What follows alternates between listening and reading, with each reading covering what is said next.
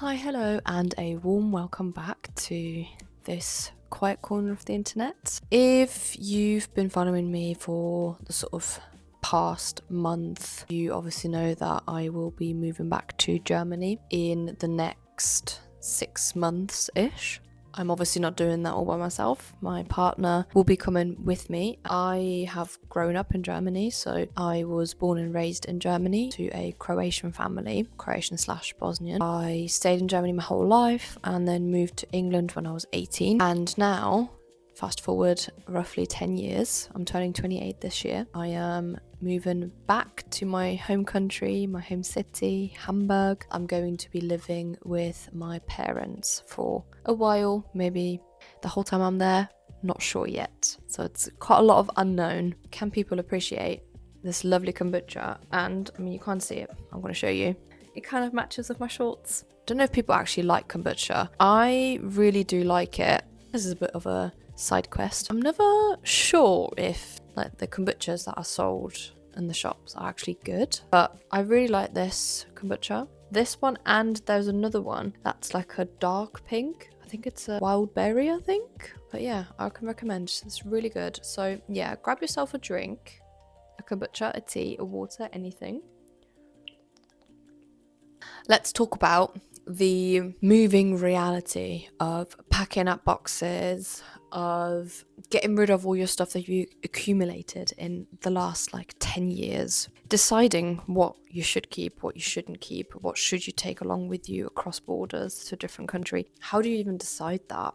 And I suppose also the kind of, in my case, the psychological/social worky side of things, of what does it mean to hold on to things? Having things and owning things is a big part of identity. Letting go of things and being able to let go of things is, in a way, for some, or can for some people feel like letting go of their sense of self and who they are. And I guess also in my case, it's like, because you're staying in a place for a long time and you're trying to build a life in that place, you're trying to be a part of the community, be a part of that culture, owning more things and like having more things, it almost means that you're settling and like you're building a life there. And I think I found that really hard. I think because part of me, in a way, almost always knew that I wasn't going to stay in England forever. I found it really hard to kind of feel like I've arrived somewhere and like that's my home. And even with this flat where we moved to, which I mean, we've been living here for 4 years now, which is insane to think about. It's like at first, I almost didn't allow it to feel like home for me. And there was a lot of things that I never really wanted to like get done because I was like, I'm not staying here. So like, why would I do that? Why would I settle? Why would I allow myself to make this home? And then more stuff that I accumulated just looking around because, you know, for example, like my books, this is not all of my books, but you know, it's like little things like that and like little things like, I mean, I'm actually not sure how much of it you can see, but like pictures and like a lot of the stuff I've only accumulated over time. This is something that my friend sent me from New York. And it's like little things like that just make it, I guess you kind of personalize it and make it more your own. And for a long time, I didn't allow myself to make this be my home. I found it hard to even accumulate things, and I've always had this kind of thinking of, I want to be minimalistic, like I don't really want to have a lot of stuff. I don't want to give stuff any, not value, but I don't want to give feeling to this like stuff that I own, because at the end of the day it's just stuff. It doesn't really matter. Only over time I've allowed myself to settle more, have more stuff. I really like my plants, for example. Like I've got a really close relationship to my plants because a lot of these plants have been with me since uni. Like I'm going to find it really hard to actually let go of my plants, find them a new home that's going to take care of them, because they've just been with me this whole time. And I think what I'm trying to get at is, although I didn't allow myself to make this feel like home, it still is my home. Almost in a way to protect myself, trying not to feel too much about the stuff that I have here. But I know deep down that I do feel, and I will miss it. I will miss having my own place. I will miss my plants. I will miss my books. I will miss the feeling of the flat. The first bit that I want to talk about is like the psychology of holding on to something. Part of that is, you know, when you're a child, you have a lot of toys, you have a lot of stuff in your bedroom. I remember when I was a child, like everything had feelings. Like my toys and my teddies and my Barbies and my dolls. Like everything had to sleep in bed with me because I was like, no, this has got feelings. Like if I don't let it sleep in my bed, it's going to get upset and it's going to be sad because I allowed some other toys to sleep in my bed instead. And then obviously as you get older, you kind of realize, okay, it's just stuff. Like it doesn't actually have feelings. It's not a human, because obviously you think everything, you apply the way you think to everything else. As you get older, you kind of realize, okay, maybe I don't need as much stuff, or like I guess other people maybe do want to keep more stuff. And I guess it depends on like who you are as a person, because I think some people do prefer having a lot of stuff, whereas other people don't want to have as much stuff. And I think especially maybe in like the last 5 to 10 years, there was this like huge wave of like people being more minimalistic and telling you on like social media that you shouldn't have a lot of stuff because just overcrowdedness in your brain, and also with like the ecological impact, it's not good for the environment to have a lot of things, to buy more things all the time. Consumerism, I guess part of like getting to like your mid to late 20s is after you maybe do your apprenticeship, you go to uni, you go traveling, whatever, you then start to settle down. And part of settling down is accumulating stuff in the home that you're in. Me having to get rid of all my things and not having this stuff with me and packing down to, I don't even know how small I will be able to pack it down to, but it's going to probably be like, I don't know, maybe 2 suitcases or something. It's gonna feel almost like it's going against our nature, because everyone around you is buying houses, garages, you know, everything, cars full of items. Like there's literally items everywhere in our life. It is going against what society wants us to do. Literally pressing the reset button. It's going to be really weird. Brings me on to different identities that I'm trying to hold on to as part of having these things. I've got a couple of different things actually here. It's mainly books, but this book, I remember buying this book when I like first got to Bristol. It's called The Psychology Book, and funny enough, I got it from Urban Outfitters, so it's not even like anywhere special, like not like a library or anything like that. I mean, this book's been with me this whole time that I've been in Bristol, and I remember buying it thinking, oh, it's going to really help me to like prepare for my degree and like get through my degree. And there's some like writing on this page.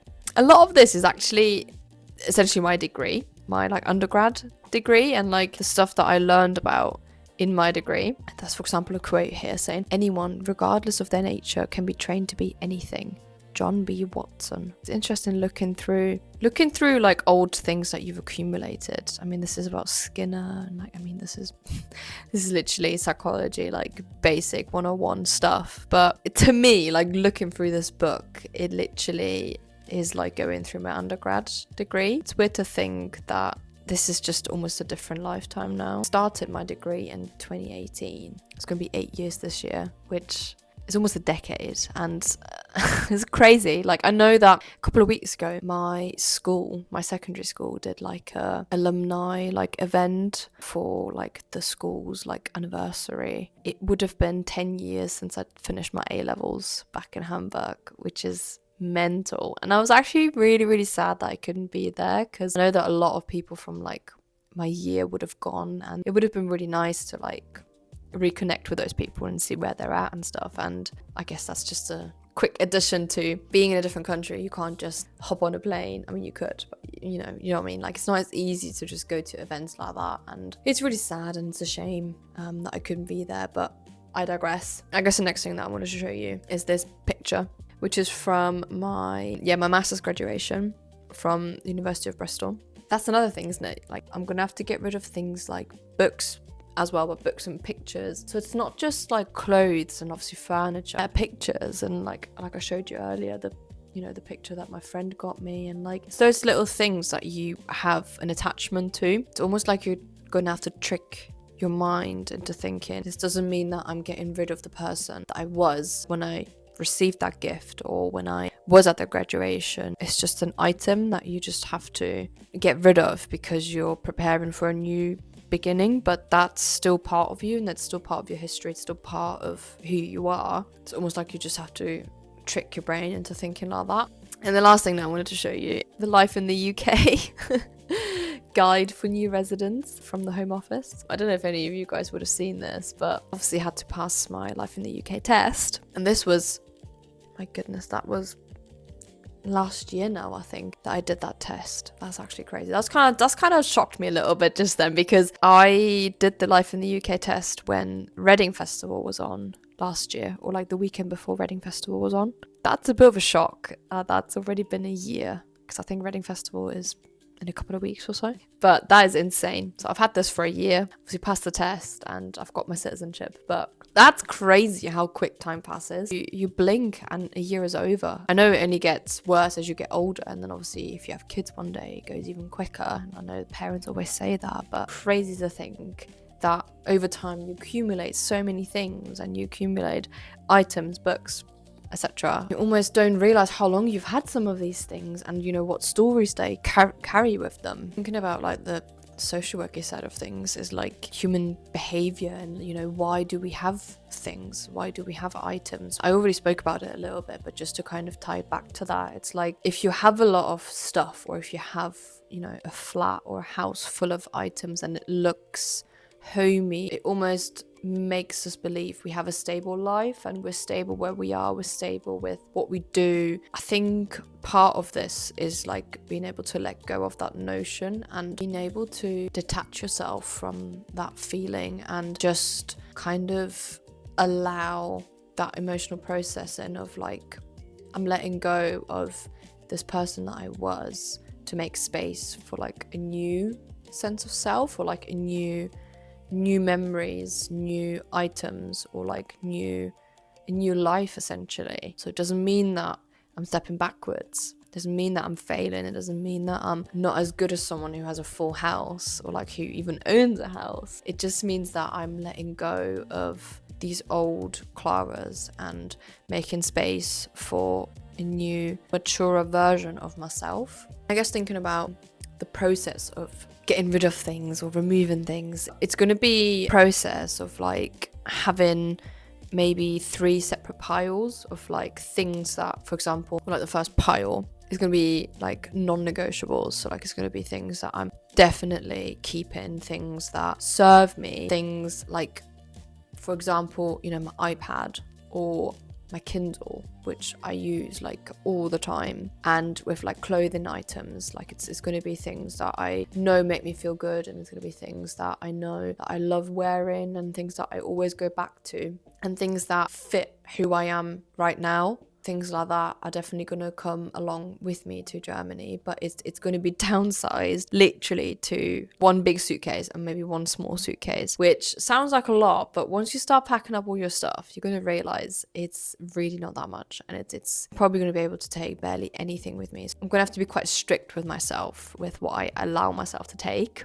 And then the second box is going to be stuff that I know that they serve me a purpose, and I know that they were here for this chapter in England, and it's like allow myself to realize this chapter is over, and that means that those items no longer really serve me any purpose. Those items are going to be donated or sold, because you know, some of the things like, you know, our sofa, for example, like that's still perfectly fine and can be sold on like Gumtree or somewhere, Facebook Marketplace. Like someone is definitely going to make use of that. But then, you know, there are loads of other things like, you know, my books, for example, like I know that they can find a new owner, and you know, the charity shops are definitely going to love having them, and they still serve a huge purpose, just not for me anymore. And then the third box is going to be things that have this like sentimental like value attached to them. Things like this picture, for example.